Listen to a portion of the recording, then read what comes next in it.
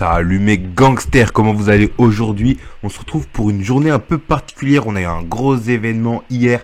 Curve qui s'est fait hacker. Aïe aïe aïe aïe. La DeFi dans une mauvaise passe. On a aussi cette prédiction de Bitcoin qui va à 300 000 dollars. Imaginez un Bitcoin à 300 000 dollars. On se mettrait très très bien, surtout sur les alts. On va revenir sur les actualités de la journée et sur quelques tokens dont le gang me parle un peu. Ça fait longtemps que je n'ai pas parlé et je pense qu'en ce moment il faut vraiment la regarder. Nous on perd pas plus de temps, on est parti.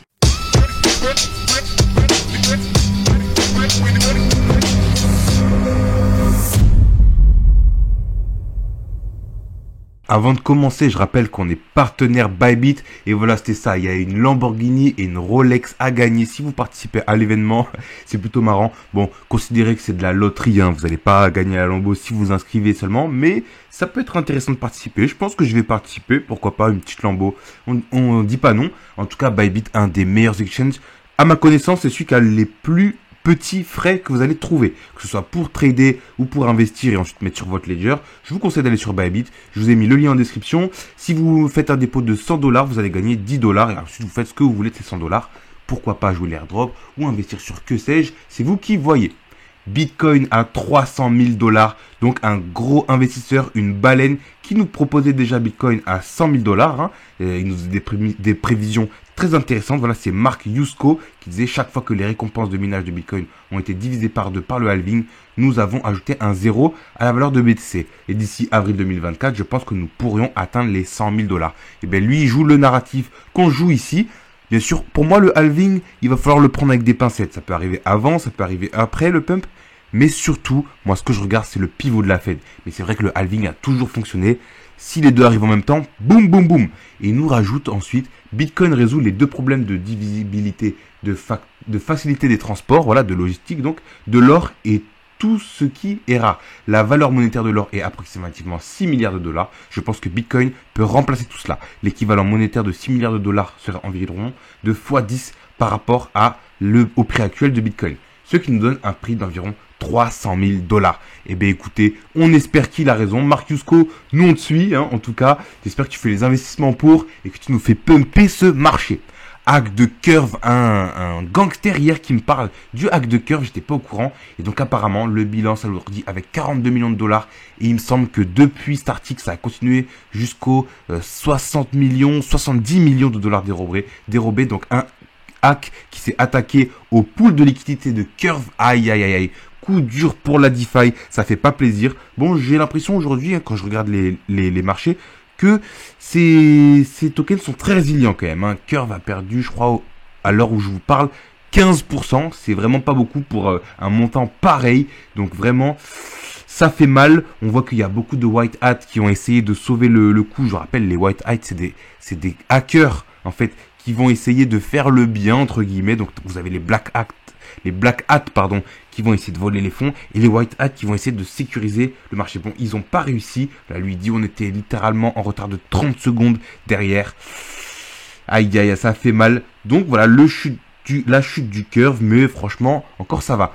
On a eu un hacker qui a retourné 5,4 millions de dollars. Donc un white hat du coup, ou je sais pas si c'est un white hat ou si c'est un black hat qui s'est dit, bon, je vais retourner des fonds. Ça fait plaisir quand même, hein, voilà, 2880 ETH, ça fait quand même plaisir de récupérer ça. Voilà, il offre une lueur d'espoir. Peut-être qu'il va y avoir d'autres refound, et voilà, c'est déjà pas mal, 5 millions. Bon, après, Curve, c'est quand même un des plus gros écosystèmes. Ça fait pas plaisir de voir ça, hein. Ça veut dire que le monde des cryptos et de la DeFi a encore du chemin à parcourir dans la sécurité pour avoir l'air sérieuse. Mais bon, voilà, hein, moi je crois toujours en ces projets. Nous, on parle plus d'AAV ici. Mais AV n'est pas plus à l'abri que Curve, parce que Curve c'était quand même un gros acteur du marché. Donc on va continuer de voir ça. Je continue d'investir sur AV, sur la DeFi, mais on espère que ça va attirer le regard des white hats justement pour sécuriser tous ces petits bugs, toutes ces petites failles de sécurité. Binance qui obtient une licence MVP au personnel à Dubaï. Donc voilà, Binance régulée pour offrir des services financiers à Dubaï. Et ben ça fait plaisir. Voilà, on voit que les États-Unis ils font de leur sienne. Là, la SEC a encore attaqué, on va le voir, encore attaqué Coinbase sur les altcoins. C'est un peu forcé, mais bon, ils jouent leur partie, ils jouent leur partie. Et Binance, lui, par contre, se tourne vers Dubaï. On a vu que les BRICS, eux, vraiment veulent ouvrir le terrain aux crypto-monnaies, puisque c'est un peu la guerre économique avec le bloc oriental, le bloc occidental. Et donc voilà, Dubaï avec la Chine, la Russie et d'autres pays. Voilà, on a vu le Kyrgyzstan, on a aussi en Afrique des pays qui ouvrent leurs portes au minage et à la DeFi. Et bien voilà, très très bien. Binance, ils sont très fiers, ils nous ont dit la progression de la licence provisoire accordée en 2022 à la licence MVP au personnel signifie que les utilisateurs éligibles à Dubaï pourront désormais accéder aux services autorisés, y compris la possibilité de convertir en toute sécurité des actifs virtuels en fiat selon les normes désignées par VARA conformes à la groupe d'action financière intergouvernementale. Et bien voilà, une brique de plus pour Binance. Ne pas enterrer Binance, franchement, si vous voulez investir sur du BNB aujourd'hui, je rappelle, je suis pas conseiller financier, vous faites vos stratégies, mais ça peut être intéressant pour du long terme. La SEC exige le retrait des cryptos de la liste de Coinbase, sauf Bitcoin. Alors là, ils continuent leur partie, mais franchement, bon, ça a l'air un peu perdu, ça a l'air d'être un peu... ils essayent de forcer un peu, de faire leur dernier move, mais plus personne ne prend ça au sérieux. C'est arrivé en même temps que le hack de Curve, du coup on a eu une petite baisse du marché, mais franchement, pas grand chose, quoi. Donc voilà, ils ont proposé, parce que c'est une proposition, ils ont demandé, poliment, parce que je rappelle que ce n'est pas officiel, ça n'a aucune valeur juridique, mais voilà, ils veulent juste un peu faire une petite feinte, petit coup de pression. Donc voilà, il faut noter que la demande de la SEC de retirer les cryptoactifs n'est pas officielle, a déclaré la SEC au Financial Times. Selon les révélations de Armstrong, la SEC inciterait un procès contre la bourse si elle n'accepte pas de retirer les actifs de la liste. Donc voilà, c'est un petit move de la SEC. Il continue et c'est très bien. Voilà, ça nous offre des opportunités encore un peu avant que plus personne ne remette en question l'hégémonie des cryptos. Un inconnu transforme 1000 $, en 1,5 million de dollars en 24 heures. Je voulais vous parler de cette affaire, puisque là, il y a eu une grosse hype sur ce gars, donc Cheatcoin ETH, je crois qu'il s'appelle. Il s'est fait un petit 3 millions de %. Donc voilà, il a fait la mission en un coup. Il a transformé 1000 $ en 1,5 million. Et du coup, voilà, il a des réseaux. Il s'est fait 20 000 abonnés. Tout le monde le suit. Apparemment, il a investi sur un shitcoin de Base. Et donc ça, par contre, c'est intéressant parce que je savais pas que le mainnet était sorti de Base. Ou alors on en avait parlé, mais c'est pas passé grand chose. Et là, apparemment, il y a des shitcoins dessus. Voilà, ça trade et tout. Et donc, il y a beaucoup de gens qui le suivent et qui sont allés acheter la crypto-monnaie, le BALD. Il y a aussi du Moon, du PP, du Brian, du Armstrong, je sais pas trop quoi, que des shitcoins un peu débiles. Et voilà, tout le monde veut le suivre. Et le truc, c'est que ce serait un délit d'initié parce que quand les gens ils ont regardé sur les wallets du BALD, sur l'historique du BALD, on a vu qu'il n'y a que 4 personnes qui ont acheté les premières minutes du BALD, donc chacune a pris, je crois, 20% de la total supply, donc ils ont acheté 50% de la total supply, et ensuite, un peu après, ils ont vendu, bien qu'ils disent qu'ils n'aient pas vendu, et ils ont dit qu'ils sont arrivés ils sont passés de 1000 $ à 10 millions, enfin à 1 million. Un peu, peut-être est-ce que ce serait un délit d'initié, on ne sait pas, mais c'est un peu bizarre. Donc c'est pour ça, je voulais vous dire, faites très attention le gang. C'est vraiment crucial. Vous allez voir ça, vous allez vous dire, mais attendez, mais il a fait le truc. Il a fait la mission en 24 heures. Il faut le suivre. Mais souvent, c'est des petites magouilles pour que vous alliez voir ça, vous vouliez faire pareil. Et en fait, vous vous retrouvez à acheter un token qui vous rug pull parce que les shitcoins, il n'y a rien derrière, on ne sait pas qui est derrière. Lui, le gars, la cheat ETH, on ne sait pas qui c'est. Et voilà, vous dites, ouais, c'est un génie ou c'est le mec le plus chanceux du monde. Et en fait, voilà, vous allez juste donner votre argent, justement, et c'est comme ça qu'il va vraiment gagner son argent. Parce que la baleine a créé le token. Ces lieutenants viennent prendre le lead et se faire des millions de %, mais en fait c'est l'argent de la baleine qui leur a juste refilé, en fait c'est pas de l'argent magique, et au final vous allez donner votre argent et c'est comme ça qu'ils vont se rémunérer. Donc faites très attention, je dis pas que c'est le cas, je veux pas être attaqué pour diffamation, on n'en sait rien, mais très bizarre cette histoire, je vous laisserai aller voir cette affaire, mais surtout faites très attention, soyez votre propre analyste. Aurori, vite fait, on reparle du Aurori, qui, suite à son pump, voilà, il n'a pas retracé encore. Il est encore sur ses niveaux de prix. Il va peut-être retracer. J'en sais rien. Moi, de toute façon, je joue tous les jours. J'accumule du Ori. Pour moi, la hype du Play to Earn, elle est à venir. J'espère que ça va un peu retracer. Je pourrais re-acheter, tout simplement, puisque là, j'achète plus. Je continue de jouer. Voilà, 200 balles par mois en jouant avec mes 3 équipes. Si vous voulez tester en free-to-play ou même en play to earn, je vous laisse aller voir, je vous ai mis le lien en description. Mais voilà, on attend de voir. Ce serait bien qu'il reste un peu sur ces niveaux de prix pour qu'on se mette un petit niveau de prix sympa. Suite, on était aux 30 centimes, aux 33 centimes. On est passé aux 90 centimes et là on est aux 77. J'aimerais bien que ça reste un peu dans ces eaux-là. pendant quelques temps pour qu'on puisse voir ça. Illuvium, on passe vite fait sur Illuvium. En fait, il faudrait arrêter d'en parler. On en a suffisamment parlé. Là, il y a mes 2 points d'entrée. Là, demain, on est le premier. On a la clôture mensuelle ce soir. Bon, ensuite, au hack de Curve, c'est pas aussi bien qu'on voudrait, mais on a fait tellement un mois exceptionnel que c'est excellent déjà. Et demain, je me mets mon petit DCA de Illuvium. Voilà, on avait acheté là, je le rappelle.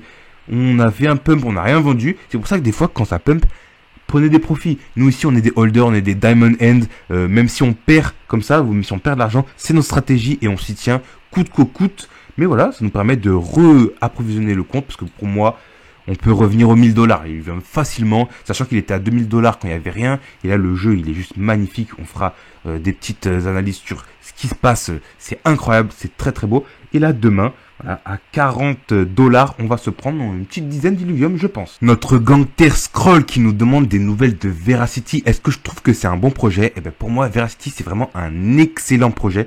Faudrait qu'on fasse un dossier spécial sur Veracity qui pour moi est là pour rester. De toute façon, on en avait parlé. Pour moi, le narratif du streaming décentralisé a vraiment de l'avenir. Voilà, on a parlé de Theta, etc. Avec aussi les plateformes de e-sport gaming. Il va y avoir besoin de plateformes de streaming, que ce soit pour le gaming ou pour autre en fait. Et pour moi, Veracity est un excellent projet. Aujourd'hui, on n'en parle vraiment pas beaucoup. C'est un projet très jeune aussi. Bien sûr, même si le projet il est parfait, je le rappelle quand même, Scroll, c'est que quand même, les investissements sont toujours des paris en fait. Tu peux avoir la meilleure stratégie, tu peux avoir les meilleures analyses, les meilleures recherches fondamentales, ça reste toujours un pari. On ne sait jamais ce qui va se passer. Mais pour moi, Scroll est là pour rester. Donc là, je pense que une fois que j'aurai fini mes DCA, voilà, sur Casper, sur Illuvium, sur le reste, je vais commencer un petit DCA sur Veracity, sur l'année qui arrive là, parce que je pense que vraiment, ça peut vraiment fonctionner. Là, on est sur les plus bas, ça peut aller encore plus bas, mais vu comment le projet il est délaissé aujourd'hui, je pense que c'est un des meilleurs moments pour acheter. Donc c'est très dur d'acheter dans ces moments-là. On se dit, le truc, il est oublié, puis personne n'en parle. Mais malheureusement, ou heureusement justement, c'est dans ces moments-là qu'il faut investir. Voilà, bien sûr, je te dis pas d'investir, c'est toi qui le vois. Moi, je suis pas conseiller financier, mais les meilleurs moments pour investir, c'est quand? Mais c'est pas quand on fait des pumps et que tout le monde en parle. Et toi, tu m'en parles maintenant, donc déjà félicitations d'être sur des projets comme ça quand personne n'en parle. Si tu t'investis dessus, moi je trouve que c'est pas une mauvaise idée en tout cas. Veracity qui sont les premiers à avoir parlé du concept de Proof of View. Donc les vues sont vérifiées par la blockchain. Donc c'est pas des bots, il n'y a pas des vues doubles qui sont faites et ça va permettre du coup de pouvoir répartir beaucoup mieux les revenus et aussi avoir un meilleur modèle de répartition que les YouTube, YouTube surtout aujourd'hui, les Twitch, etc. Parce que aujourd'hui, avec la pub, il y a beaucoup qui vont dans les plateformes, voilà, dans ceux qui gèrent les plateformes, et pas beaucoup aux viewers déjà, et aux créateurs de contenu. Et donc avec ces technologies de Proof of View, VeraView, on va pouvoir utiliser ces fonds pour rémunérer ceux qui regardent les vidéos en fait. Vous allez pouvoir être rémunéré un peu en regardant des vidéos. Et ceux qui font du contenu vont pouvoir être beaucoup mieux rémunérés. Et donc il n'y aura pas des fonds qui seront perdus dans des bots ou que sais-je. Donc voilà, vraiment, je vous laisse aller voir la roadmap. Vous avez le site, c'est veracity.io. Allez faire vos recherches, vous avez les white papers, etc. En tout cas, moi j'adore ce projet. Veracity à suivre. Curve qui nous fait donc aujourd'hui, il est à moins 16%, après une petite remontée, mais pas tant que ça en vrai. Il est encore au fond du fond en fait, je pensais qu'il était remonté, mais pas vraiment. Donc vraiment pour un hack à 70 millions, je trouve que 16%, c'est vraiment rien du tout. Donc la DeFi, si vous y croyez, c'est chaud d'investir sur Curve aujourd'hui alors qu'il y a eu un hack. Mais en même temps, les seuls moments où vous avez des prix comme ça, c'est quand il y a des FTX, quand il y a des hacks, quand plus personne ne croit, quand il y a la SEC, etc. qui attaque toutes les cryptos. C'est vraiment dans le sang que vous allez avoir les meilleures opportunités de marché. Après, si vous êtes quelqu'un de prudent et que vous attendez un peu des structures, que ça revienne et tout, c'est une très bonne stratégie, c'est même une meilleure stratégie. C'est pas nous ce qu'on fait, nous on est des têtes brûlées, on fait n'importe quoi, je le rappelle, c'est vraiment très risqué ce qu'on fait déjà, le monde des cryptos est risqué. Alors nos stratégies d'investir sur les bottoms, c'est ce qui se fait de plus risqué. Avant les leviers, bien sûr, ne faites pas de leviers à part si vous le faites sur une toute petite partie de votre portefeuille. Mais voilà, faut rester conscient que ça reste des paris et faut être vraiment un fou furieux pour investir à ce niveau-là. Mais pourtant, c'est peut-être la meilleure idée. Que sais-je en tout cas, Curve vraiment à suivre. AV du coup qui nous suit un peu, il a fait un moins 6,5%. Il a pas aussi autant descendu que Curve, c'est normal, lui il s'est pas fait hacker. AV, vous savez que c'est un des projets que je préfère. à qui le tour, j'ai envie de dire. Est-ce que AV va se faire hacker? Est-ce que ils vont améliorer les sécurités suite à ça? Ce que je pense, hein, mais on n'est pas du tout à l'abri d'un hack. À voir. Après, si c'est pour faire encore moins 7%, je veux dire, des moins 15%, on a vu pour moins que ça, quoi. Il n'y a pas eu besoin de hack de dizaines de millions de dollars pour qu'on fasse des moins 10%. On a vu d'autres, ça, je vous le garantis. Donc, AV, Curve, la DeFi, moi, je pense qu'elle aura ses jours de gloire. Je continue d'investir tranquillement, faire mon petit DCA sur la DeFi. Cake qui nous fait un petit plus 5%. Voilà, c'est rien. On voit plus 5%, on dit c'est beaucoup, mais regardez sur tout le truc, c'est rien du tout. Mais Cake, je pense qu'il va falloir commencer à s'y intéresser, puisque voilà, le truc, il est vraiment allé au sous-sol pour pas grand-chose. Hein. Voilà, il n'y a pas vraiment eu de nouvelles qui sont allés pour ça. Et pourtant, Cake, c'est un des acteurs majeurs du marché de la décentralisation. Aujourd'hui, on voit qu'ils acceptent ZK Sync et ça peut vraiment apporter la lumière pour eux. Donc moi, je vais commencer un petit DCA, voilà, compléter. Il va pas falloir se mettre sur trop de projets en même temps. Mais voilà, ce dont je parle, c'est ceux que je vais investir dessus, quoi. Donc voilà, Cake, vraiment, je le mets dans mon petit carnet.